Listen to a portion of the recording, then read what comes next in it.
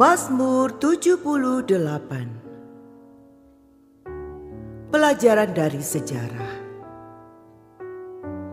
Nyanyian pengajaran Asaf.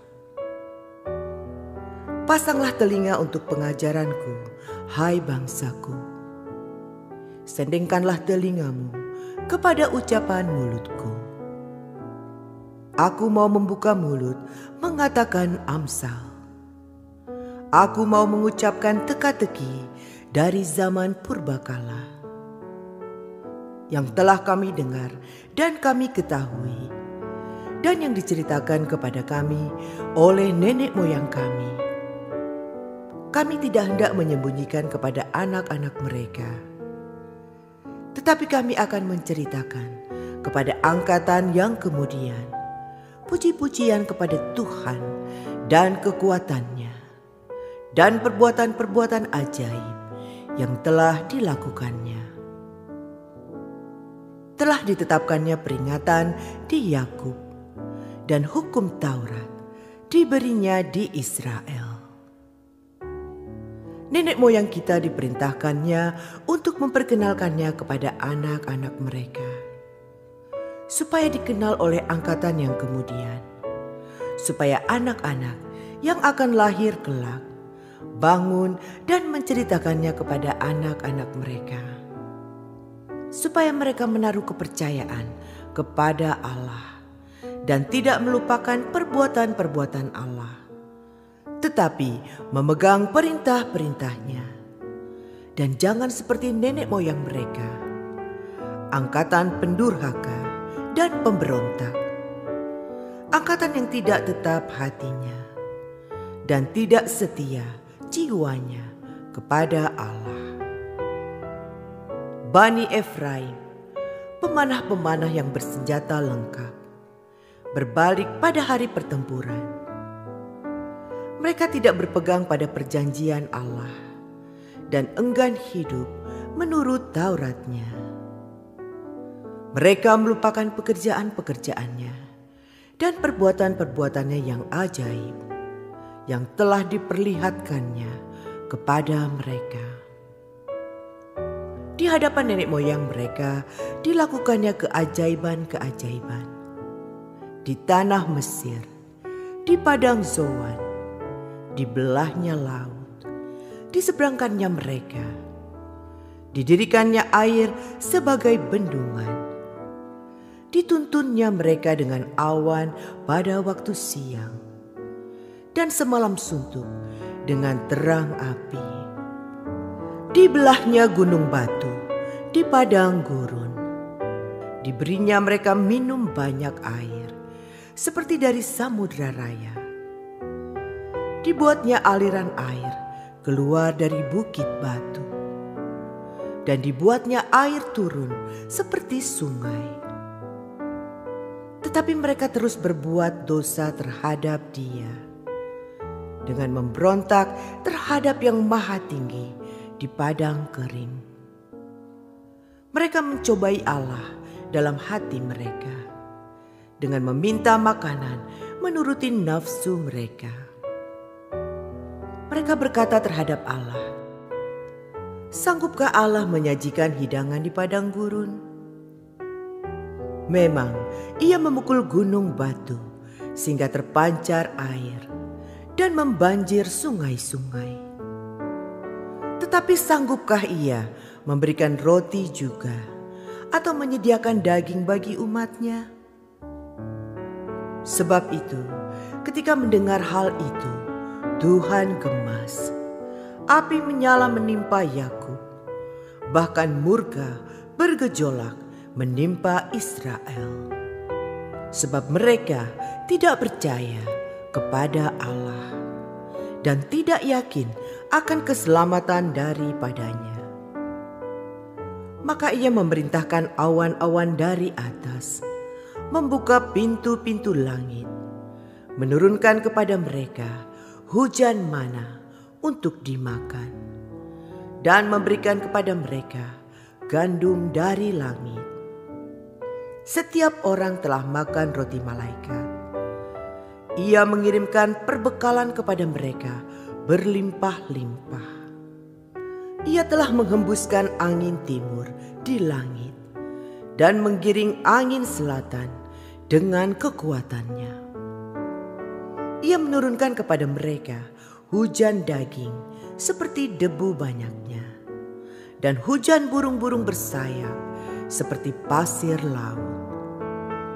Ia menjatuhkannya ke tengah perkemahan mereka, sekeliling tempat kediaman itu. Mereka makan dan menjadi sangat kenyang. Ia memberikan kepada mereka apa yang mereka inginkan. Mereka belum merasa puas, sedang makanan masih ada di mulut mereka. Maka bangkitlah murka Allah terhadap mereka. Ia membunuh gembong-gembong mereka dan menewaskan teruna-teruna Israel. Sekalipun demikian, mereka masih saja berbuat dosa dan tidak percaya kepada perbuatan-perbuatannya yang ajaib. Sebab itu, ia membuat hari-hari mereka habis dalam kesia-siaan dan tahun-tahun mereka dalam kekejutan. Apabila ia membunuh mereka, maka mereka mencari dia. Mereka berbalik dan mengingini Allah. Mereka teringat bahwa Allah adalah gunung batu mereka, dan bahwa Allah yang maha tinggi adalah penebus mereka. Tetapi mereka memperdaya dia dengan mulut mereka, dan dengan lidahnya mereka membohongi dia. Hati mereka tidak tetap pada dia, dan mereka tidak setia pada perjanjiannya. Tetapi ia bersifat penyayang. Ia mengampuni kesalahan mereka dan tidak memusnahkan mereka. Banyak kali ia menahan murkanya dan tidak membangkitkan segenap amarahnya. Ia ingat bahwa mereka itu daging, angin yang berlalu, yang tidak akan kembali.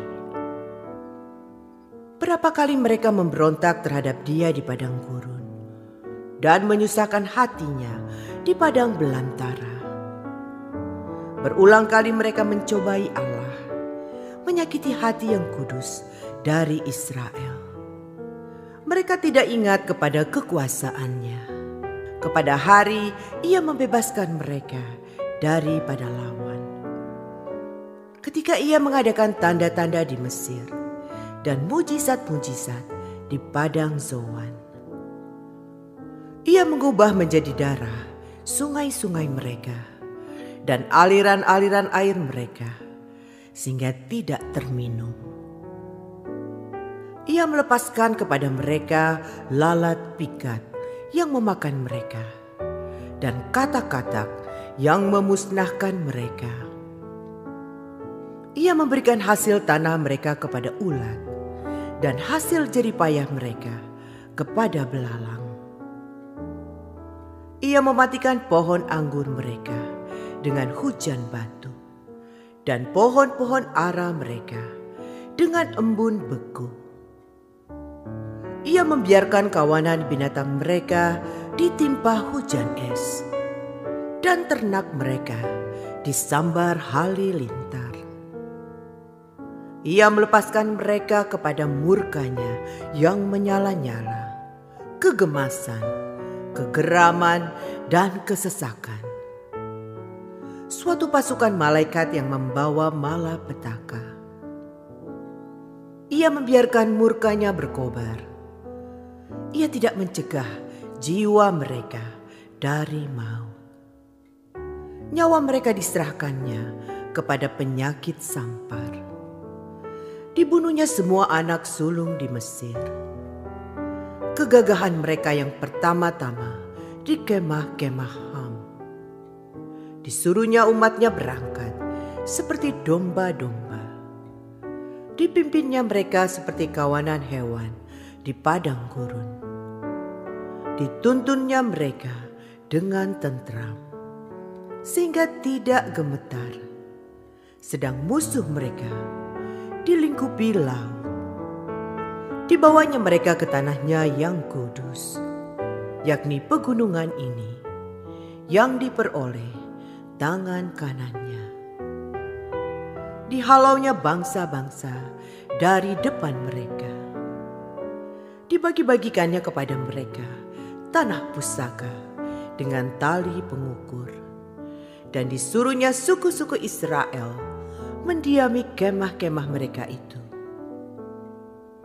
Tetapi mereka mencobai dan memberontak terhadap Allah yang Maha Tinggi dan tidak berpegang pada peringatan-peringatannya. Mereka murtad dan berkhianat seperti nenek moyang mereka, berubah seperti busur yang memperdaya. Mereka menyakiti hatinya dengan bukit-bukit pengorbanan mereka, membuat dia cemburu dengan patung-patung mereka. Ketika Allah mendengarnya, ia menjadi gemas. Ia menolak Israel sama sekali. Ia membuang kediamannya di Silo, kemah yang didiaminya di antara manusia. Ia membiarkan kekuatannya tertawan, membiarkan kehormatannya jatuh di tangan lawan. Ia membiarkan umatnya dimakan pedang, dan gemaslah ia atas miliknya sendiri. Anak-anak teruna mereka dimakan api, dan anak-anak dara mereka tidak lagi dipuja dengan nyanyian perkawinan. Imam-imam mereka gugur oleh pedang, dan janda-janda mereka tidak dapat menangis. Lalu terjagalah Tuhan seperti orang yang tertidur, seperti pahlawan yang siuman dari mabuk anggur. Ia memukul mundur para lawannya. Ia menyebabkan mereka mendapat celah untuk selama-lamanya. Ia menolak kemah Yusuf, dan suku Efraim tidak dipilihnya. Tetapi ia memilih suku Yehuda, Gunung Sion yang dikasihinya. Ia membangun tempat kudusnya setinggi langit, laksana bumi yang didasarkannya untuk selama-lamanya. Dipilihnya Daud, hambanya. Diambilnya dia dari antara kandang-kandang kambing domba, dari tempat domba-domba yang menyusui. Didatangkannya dia untuk menggembalakan Yakub umatnya, dan Israel miliknya sendiri.